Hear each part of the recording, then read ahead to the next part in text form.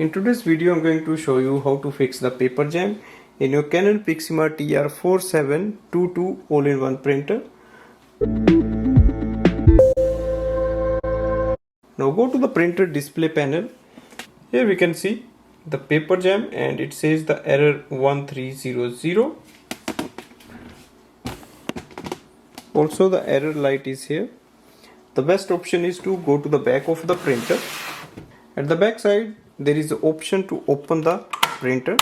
So just open this side, lift it up and look inside for your paper.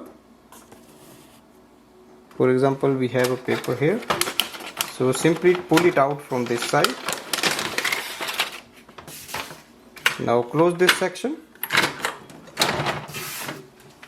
Press OK button.